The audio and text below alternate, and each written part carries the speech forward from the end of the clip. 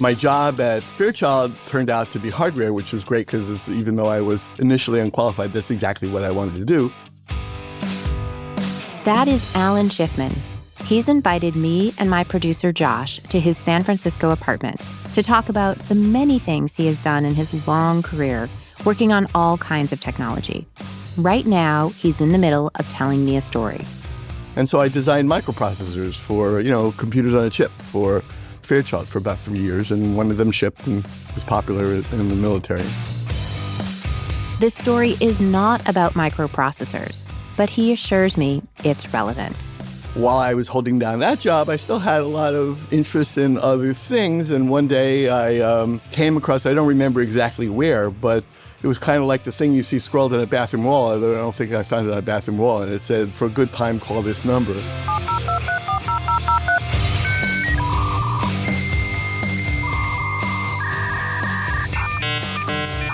Alan, who turned 71 in November, moves and speaks at a pace that is hard to keep up with sometimes, barreling through stories breathlessly with jokes and quips like his allusion to bathroom stall phone numbers. I can only imagine what he was like as a young man in the 1970s, making microprocessors at Fairchild, a semiconductor company based in nearby San Jose, and stumbling upon these numbers.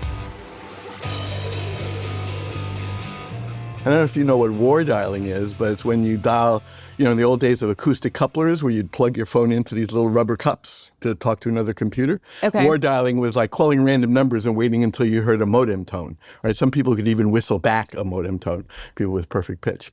So in any case, I knew that's what it was. I didn't know what computer it was connected to.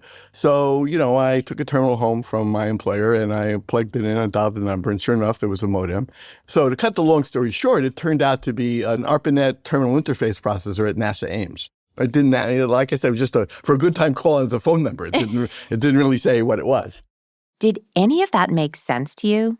Those random numbers let Alan hack into the ARPANET. That's what I came all the way to San Francisco to hear about. In Season 1, you heard me talk about how my dad, Major Joseph Hani, was driven crazy by the computer freaks who were hacking onto the ARPANET. Well, Alan is one of them. My dad literally called them computer freaks in an official government memo while he ran the ARPANET from 1979 to 1981. I can only imagine what my dad would have said to Alan had they ever met. My dad probably would have wondered how he broke in. I am pretty curious, too, about how he did it. So how long did it take you to get on to the ARPANET eventually with this kind of... I basically ran through essentially all these numbers, lots of different things. And the one that was most friendly were the computers at MIT. Okay. And when they said, "Welcome to our system," they really meant it. And the way you could tell is, in fact, it didn't ask you to log in. It just threw you into the command line interpreter, and you could just start typing. And then people would say, "Welcome, where are you?" Stuff like that. And you start to teach yourself how to program on their machine. They were just very welcome. And this, it turns out, MIT AI Lab. So what year was this? 1979. So 1979, you hack your way onto the ARPANET at MIT. You're exactly who my father was complaining about. And stop. Yeah, I listened to that podcast. Yeah, I know.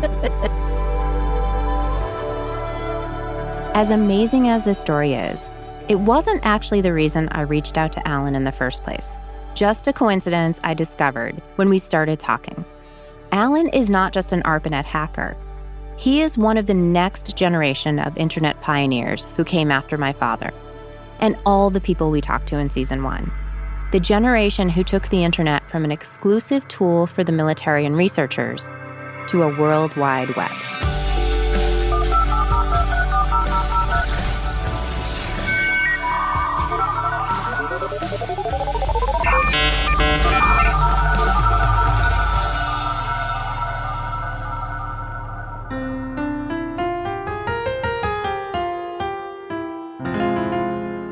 This is Computer Freaks from Inc. I'm Christine Hani Dare-Bryan. Chapter 1, Illegal, Immoral, and Fattening.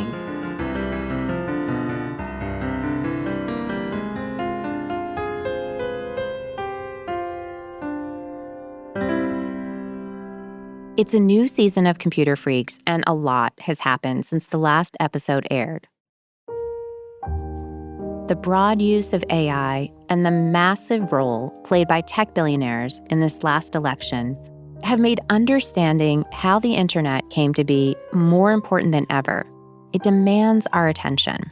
On a personal level, I am more motivated than ever to tell this story, if for no other reason than to honor my dad, who I started this project for in the first place. My dad passed away last February and was in fact listening to this podcast in his final hours in hospice. He urged me in his final days to keep reporting on this, and even had his friend Frank, who brought him butter pecan ice cream each week, to tell me that I should not take my eye off the ball. Something Frank, in fact, reminded me about at my dad's wake. But the computer freaks my dad warned us about are still hacking away, and I have been on a path to find out what they were up to next. That led me to the 1990s, the dawn of browsers, shopping, and even search. And that's what we're going to dig into this season. Alan Schiffman was a young kid. I don't even know if it was 20. He had no degrees, probably dropped out of high school for all I know. He's a genuine polymath. This is Marty Tannenbaum. At the time, he was working at the oil field services company Schlumberger that had just bought the semiconductor company Fairchild, where Alan was working. Marty is 8 years older than Alan and describes him fondly, almost like a younger brother or cousin. Just a brilliant kid who I think was writing air traffic control systems when he was in his teens, like for Singapore or airport or something like that. He might have told you about that. Yeah, thanks.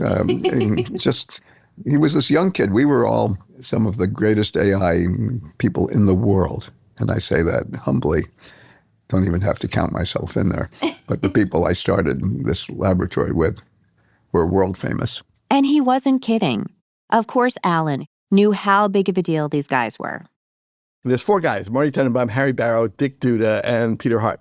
These are the top guys at SRI, one of the premier West Coast AI labs. So he wanted to impress them. Here's how Marty remembers it. We go over there, and this kid who was very much anticipating us coming, Alan Schiffman, who was probably bored out of his mind working in the standard Fairchild things. He was a microprocessor designer, probably at 20, something like that, working on the fastest microprocessors in the world. And Alan came in and said, you know, if you want to succeed here, you probably need someone like me who knows the inside ropes. And I'm pretty good with computers, too. And we're looking at who's this kid. We're world famous, 4 PhDs. And Alan wound up being a very, very important member of the team. And did indeed teach us the ropes, the politics inside Fairchild. Notably cynical and nihilistic and whatever, but nonetheless, he made all of our computers, brought them together, created all of our computing infrastructure. And 3 or 4 years after we started the Fairchild Laboratory. Once Alan proved himself to be useful, Marty kept recruiting him to be part of whatever next big project was on the horizon. And the next big project happened to be an AI lab at Fairchild. Fairchild Laboratory for Artificial Intelligence Research, FLAIR, right? I thought it should be called Fairchild AI Lab because I liked the 4-letter acronym better, but they decided it was not that funny. It would have been more MIT for the acronym to be FAIL. But they insisted on FLAIR, so FLAIR it was. And I was the first and the only person ever to transfer from Fairchild proper to the new FLAIR. So back to Marty. Marty's talent at the time was really, I mean this in the nicest possible way. They talk about Steve Jobs' reality distortion field. That's what Marty had. I mean, so they start out with 4 people, and it says, yeah, we've got the world's greatest artificial intelligence laboratory, so you should join us, including when there's only 4 people. And he basically did the bulk of the recruiting. And if you look at the lineage of the people that he hired in the first year, he got us to 40 or so, right? And then see what happened to them afterwards. He hired Dick Lyon out of Park. By Park, he means Xerox Palo Alto Research Center. Yes, Xerox, the company you know for copy machines. It was a big deal in computer research at the time. The places he hired these people out of were already known places, right? I mean, cool places. And he would get them to come. Like, if I worked at Park, I wouldn't leave Park. And, he got tenured professors to drop their tenure and, join the AI lab. Pat Hayes, Ron Brockman, Hector Levesque. And the place had the leading lights of, in no time flat, it became like the star of, basically the only one who could compete was the somewhat disemboweled SRI AI lab on the West Coast.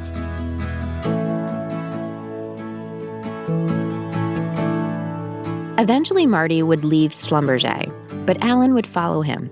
The next stop was Stanford, to work at the Center for Integrated Systems.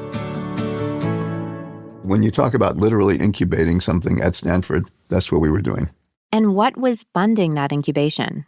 We were in my office in the CIS building, working on the ARPA contracts by day and by night, scheming about what we might do.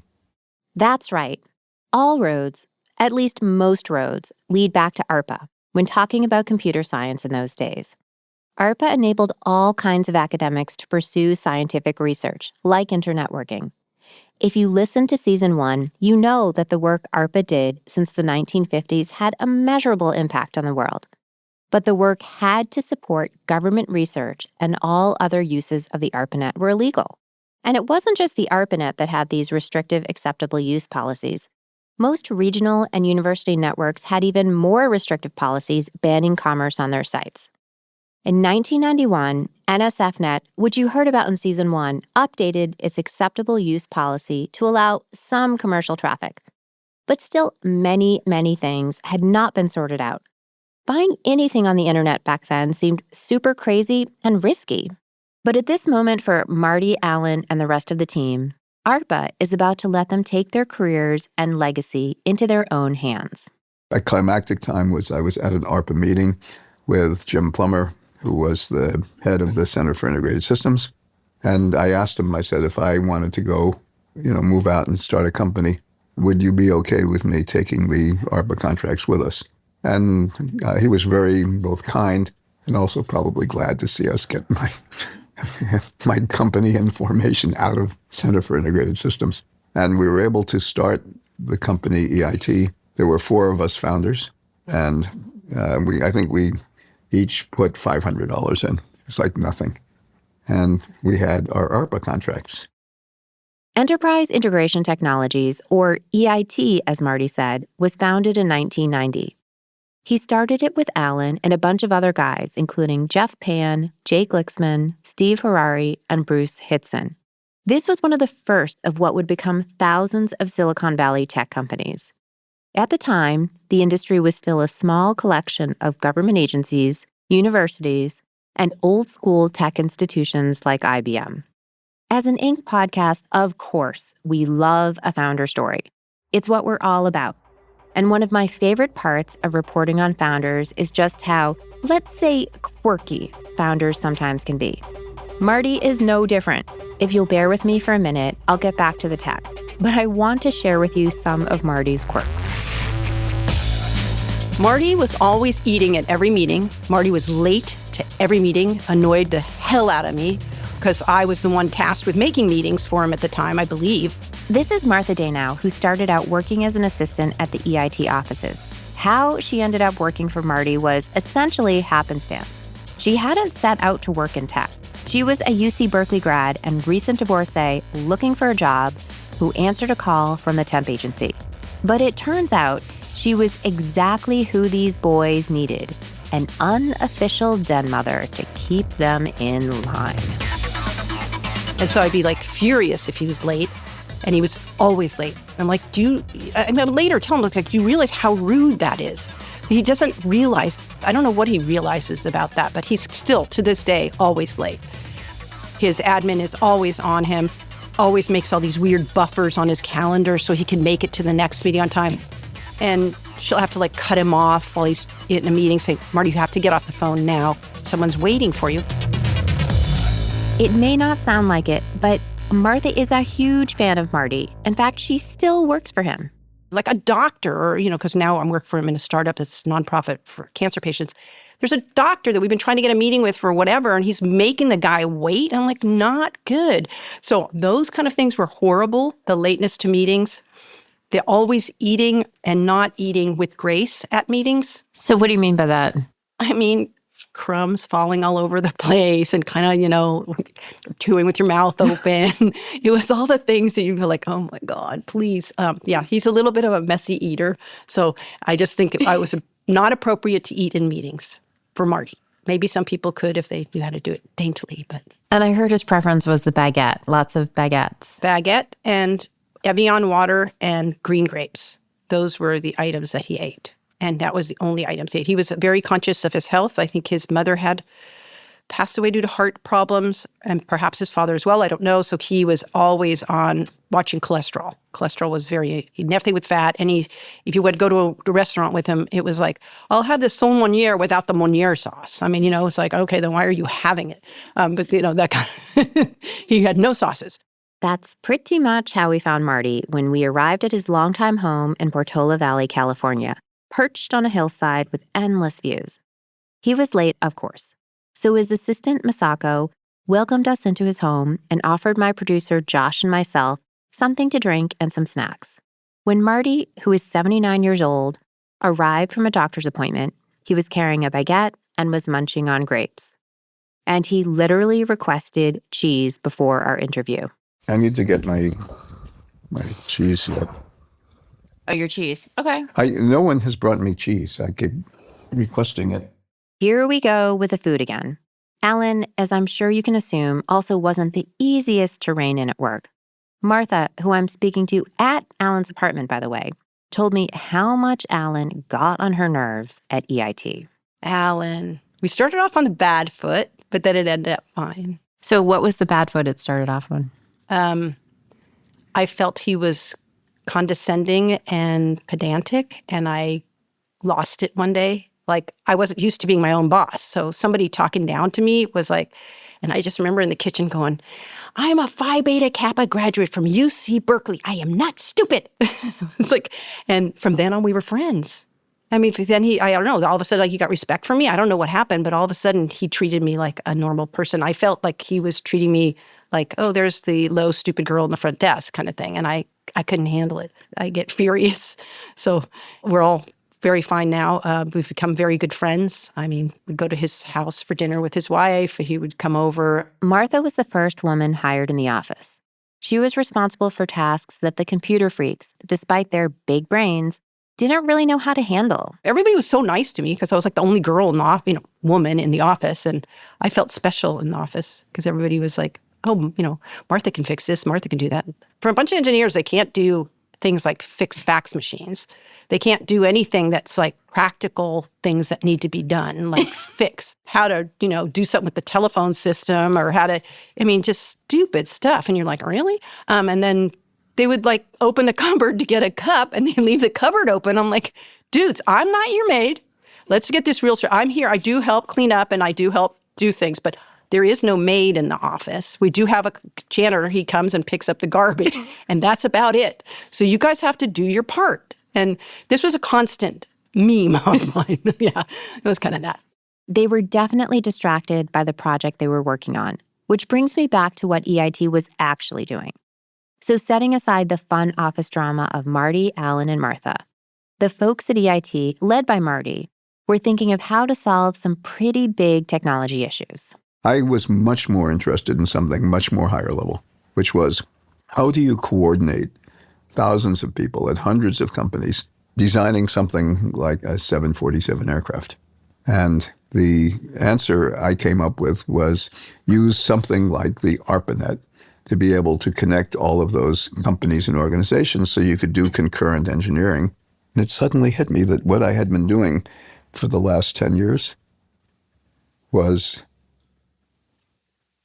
had nothing really to do specifically with aerospace.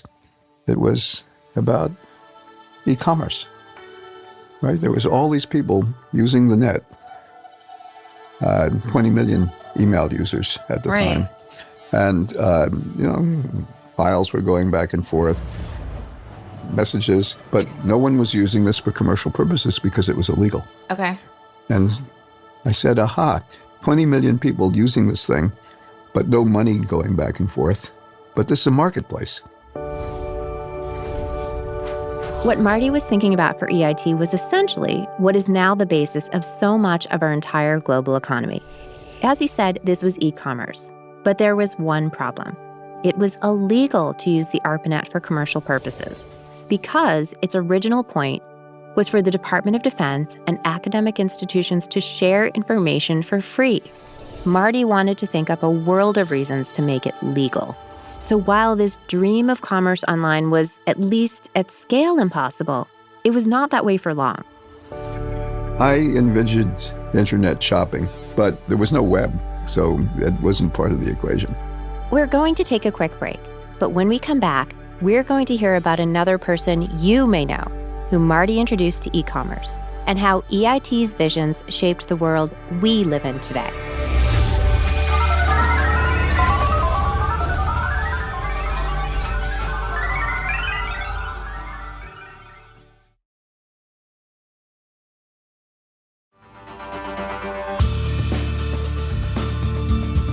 The original concept was email, right? Because, in fact, mail is the way business was done. You'd send away mail order, send away for a catalog, and someone would send you a catalog, and then you'd order something. Remember catalogs, like the Scholastic book catalog or the Sears catalog, where you picked things out in a brochure and mailed away to order them? Marty thought the stuff done with catalogs could be done over the internet. And there were 20 million email users. There was only a small problem, which is it was still technically illegal to do that. But I was never either a rule follower or a rational businessman.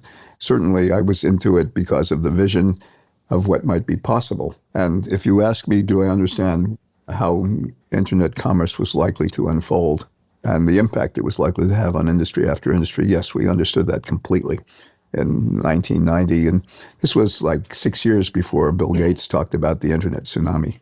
Then it finally dawned on him that there was something really big here. And in fact, 3 or 4 years before Jeff Bezos had the idea that maybe he could transform the book industry. But Marty was still limited about thinking of the future of the internet through email.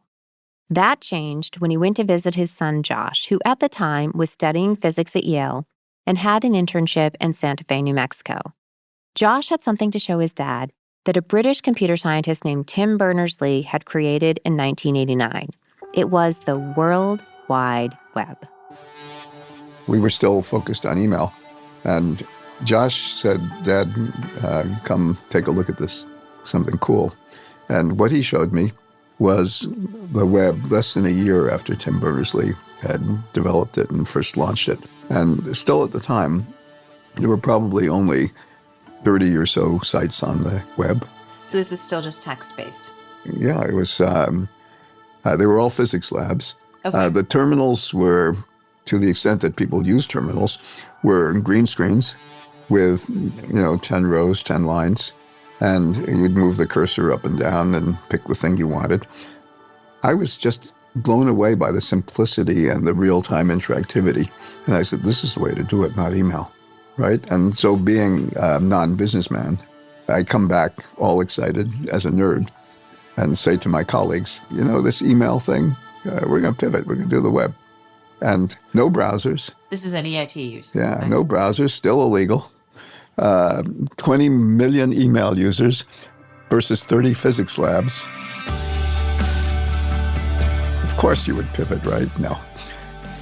Fortune favors the prepared. A year or two later, the first browsers were coming along. And you could actually, have this catalog be a real thing. And basically, we figured it out before anyone else. Let's just take a minute and talk about what the World Wide Web is and just how transformative this new technology was. As you know from season 1, networking allowed one computer to communicate with other computers in a group. All those computers had to speak the same language and communicate in the same format. Then, internetworking allowed different networks to talk to each other through a suite of protocols that bridged any differences in how those original networks were set up. Kind of like a Rosetta Stone for computers. So now, any computer that ran the internet protocols could talk to any other computer using those same protocols. This was great for research and for email, but it wasn't accessible for most people. The barrier to entry on the internet was pretty high. Enter the, hold on, Hypertext Transfer Protocol, or what we know as HTTP, developed by Tim Berners-Lee at CERN, an intergovernmental agency in Europe. This protocol layer, built on top of the original internet protocols, allowed documents to be stored on a series of web servers and accessed with strings of characters called Uniform Resource Locators, what we know as URLs. Tim Berners-Lee started publishing this toolkit, and people started playing around with it, creating their own URLs.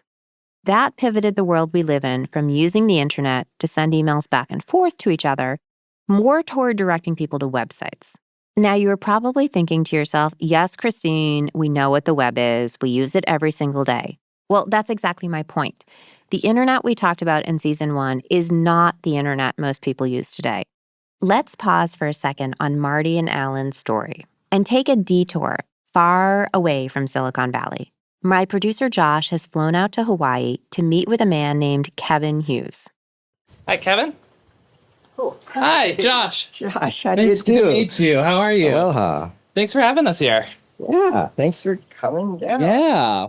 Kevin lives on the island of Oahu in a one-bedroom in-law suite around the back of a family home owned by his friend Michael. It's a modest setup in the middle of paradise. You can get to downtown Honolulu within 15 minutes, or you can get to Kailua, which is a beautiful little coastal beach town, which is about my speed. So it's really an ideal place for me. It's so lovely that I wasn't entirely sure Josh was going to come back to New York. But that's a different story. Kevin has spent most of his life in Hawaii. His grandparents lived there, so his childhood was split between Oahu and California, plus his later college years at Honolulu Community College. He was given his first computer when he developed childhood leukemia, and his family wanted something to entertain him. In the mid-'80s, I guess it's around 1986, I looked in the mirror one day. I noticed there were these lumps growing out of the side of the bottom of my jawline along my neck. And I thought, oh my God, I'm turning into an alien. And me and my mother went to the hospital. And after some blood tests, she said, well, you've got leukemia, childhood leukemia. And I was, at that time, I had no idea what it was, but it involved a series of chemotherapy treatments and staying at home and being hospitalized. And during this time, I made it known to all of my relatives that all I really wanted was a computer. And so they chipped in so that I could buy my first computer, which was an Apple II. And when I got home from the hospital, I was able to had it set up in a lower room of the house, which I basically just had to myself. And that's where I would hole up and spend my days and nights.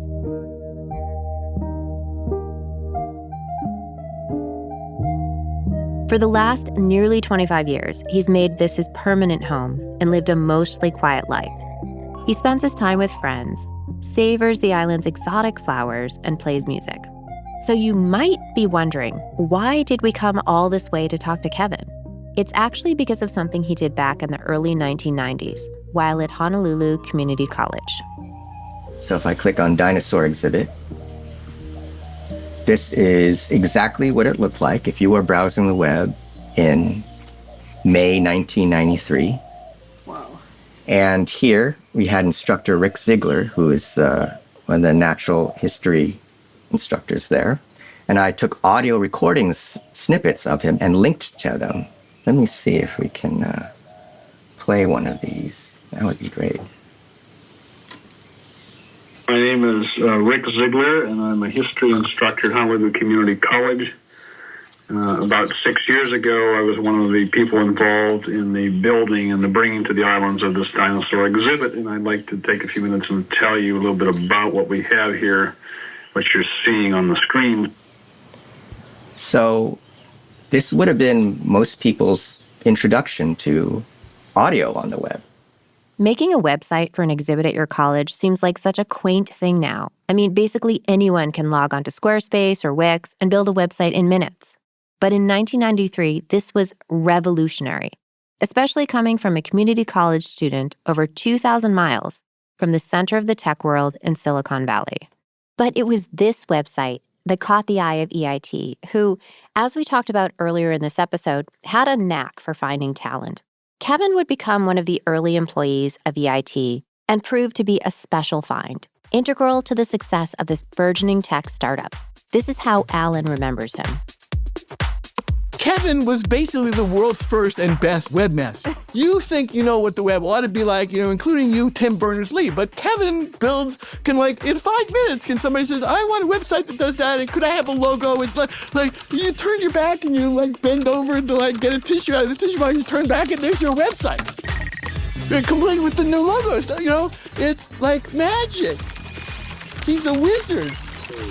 And so he knew all the software that he needed to do that. And the software doesn't exist because there's no ecosystem for building websites. As I mentioned before, the web that Tim Berners-Lee created and what Kevin Hughes worked on is not the internet we know today, particularly when it comes to images. I had done a lot of reading on news groups and mailing lists about collaborative distance education. And there was some early talk about something called the World Wide Web. And I recall there being a link to the Mac client. At the time, I was also doing some work in the student publications department, and I downloaded and tried out the browser on the Mac they had there. And it was just black and white text and nothing really that enticing. Once image support happened, however, that was the game changer. And I began in the subsequent weeks and months to take everything I could think of that existed in the physical world and put it online. So that included campus publications, student artworks, student poetry, a campus catalog, pictures of buildings, the campus map, all the dinosaur exhibit that they had on campus, the pictures of the sculptures and artwork they had on the campus. I even made an interactive campus map. So if it wasn't for Tim Berners-Lee's invention of the web, Kevin wouldn't have made a website. Marty would never have seen that website, and Kevin likely wouldn't have ended up at EIT. More importantly, though, Marty and Alan wouldn't have had the tools they needed to convince the business world to get on board with the internet. The exclusive, research-based networks that were not allowed to be used for commercial purposes would give way to networks that allowed for trade.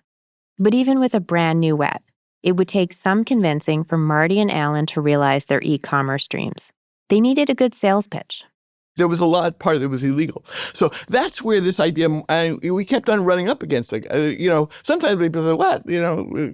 That's not going to happen, right? But plenty of people say, yeah, I believe you, but this is 10 years away because, how long regulations have to change and people's attitudes have to change. And, I used to say, yeah, the internet is immoral, illegal, and fattening, right? So it can't be used now, but someday it'll be all right? So that's what you said at the time? So, yeah, that's what I said at the time. That the internet is immoral, illegal, and fattening, right? That's why we get kicked out of people's offices. And not to mention we get road rash to the people who what is this internet stuff and it's stupid, I've never heard of it. So what years were you saying this? This Early is 90s? 92. So why would you say to people...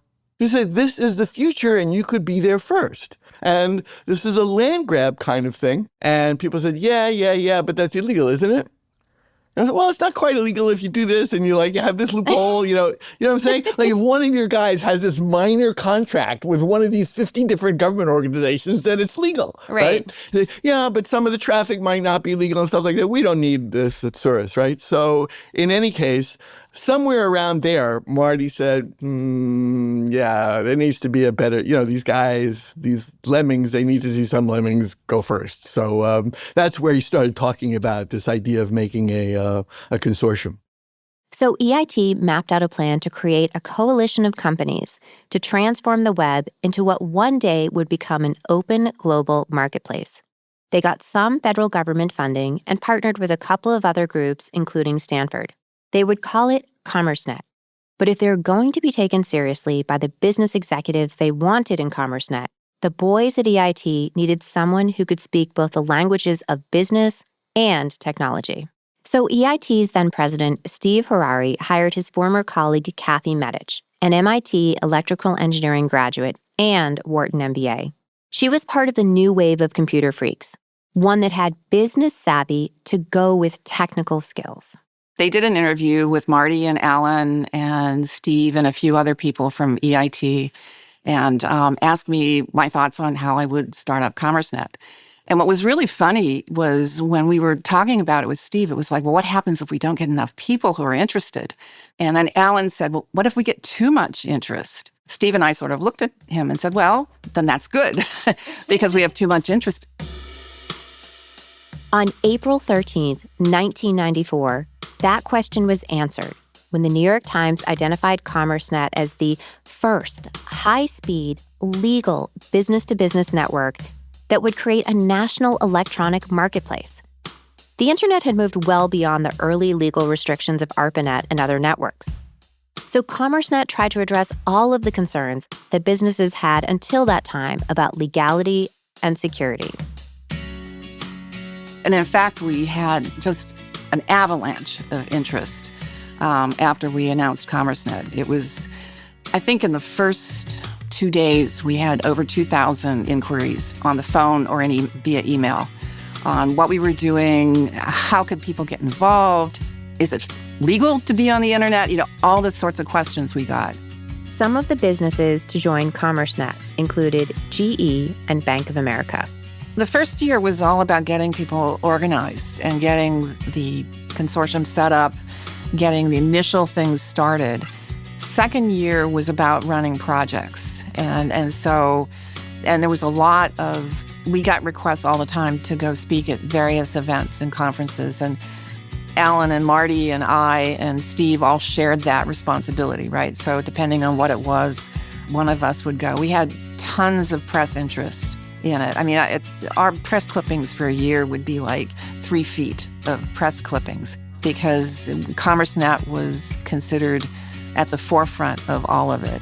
We were meeting with multiple different organizations a day who were interested in what we were doing and how we were doing it and how could they get involved. And so we're in this little office on Hamilton Avenue in Palo Alto. And I remember just showing the web to EVPs from a major oil company. And they were blown away because they had never seen the web. And it was just constant. Every day there were more people, more queries came in. But there was always Marty's visions because Marty Tenenbaum had just tremendous vision of how this was all going to work. And so he could just motivate people by his vision of, and he probably was 20 years ahead of his time in a lot of this. But it was just something that the members wanted to hear. EIT was building a name for itself.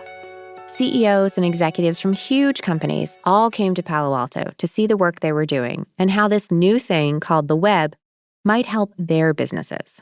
We would bring in entrepreneurs and CEOs all the time, executives, to show them new demonstrations of what we were working on. And any given day, you'd have a CEO just pop into your office with Marty, and Marty would say, hey, I'd like to give so-and-so a tour of the web. Oh, I'd like to show them what we're working on with CommerceNet. Or, oh, here's the guy that runs this major billion-dollar manufacturing company in the Midwest. He just popped in, and, we wanted to show him what we can do with manufacturing on the web. It was like that all the time. It would be like if you've ever seen Three's Companies, it's like Mr. Roper would pop up in the hedges or somewhere. Well, in my office, Marty would just pop by with some major tech executive in the middle of me putting something together and say, oh, Kevin, why don't you just show him a demo of this or that? And I would. And that's how it was. It wasn't just entrepreneurs from non-technology companies attending CommerceNet events. One big deal tech founder taking interest in what EIT and CommerceNet were doing is probably the person we most associate with e-commerce today. Jeff Bezos was at our meetings. He learned. At your CommerceNet building? Yeah, cracking up the way he liked to crack up and laugh and taking out his water pistol or something like that. He was a character. I don't know how much he learned from us, but I think he learned a lot. And his people learned a lot. And I learned nothing about business from him, unfortunately. Another one of those founders was Steve Case, the then CEO of AOL. You've got mail. AOL is how many of us got online in the 1990s. Steve Case came in, and he had not seen the web before. Although I've talked to him afterwards, and he denies that he hadn't, but he had not. His socks were knocked off. And he offered on the spot to buy my company. I want to buy your company, he said, 1993. And he said, let's go for a walk around the block. And I, naive businessman, didn't say the obvious thing to him, which is how much. I said to him, this is a big thing, and we're just kind of getting our feet wet, and let's come back in a while. But no, it's not for sale. And when Alan Schiffman heard what I had done, he literally put his hands around my throat.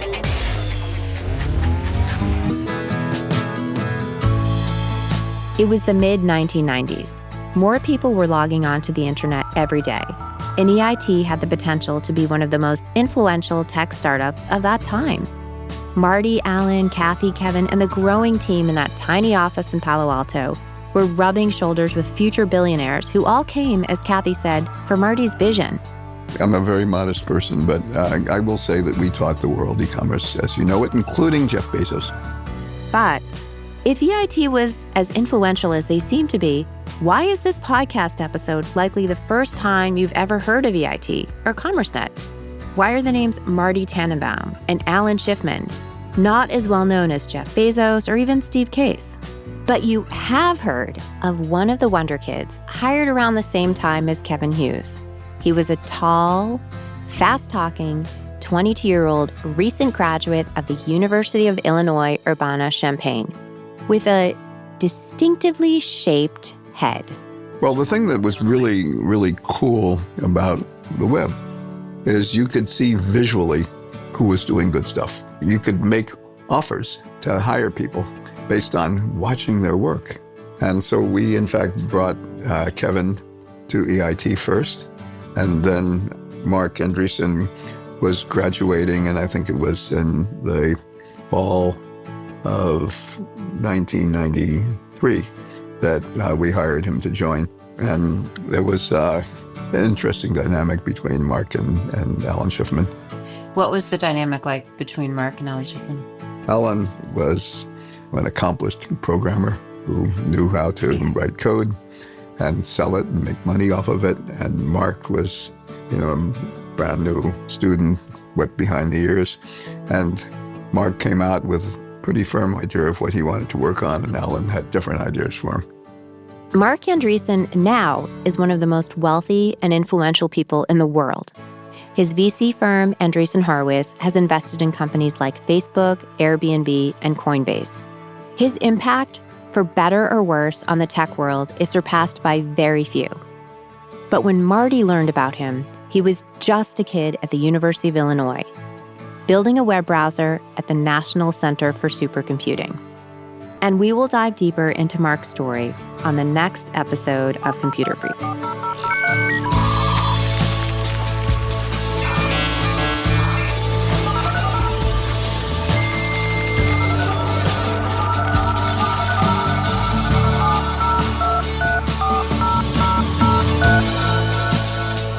Created and hosted by myself, Christine Hani Dare-Bryan. Our executive producer and editor is Josh Christensen. Producers are Miriam Kiparuidze and Taka Zen. Production support from Blake Odom, Matt Toder, and Avery Miles. Music by James Jackman. Sound design and mixing by Nicholas Torres. Fact-checking by Mark Amundsen. Special thanks to Stephanie Mehta, Mike Hoffman, and Michelle Legro. And I dedicate Computer Freaks Season 2 to my dad, Major Joseph Hawley.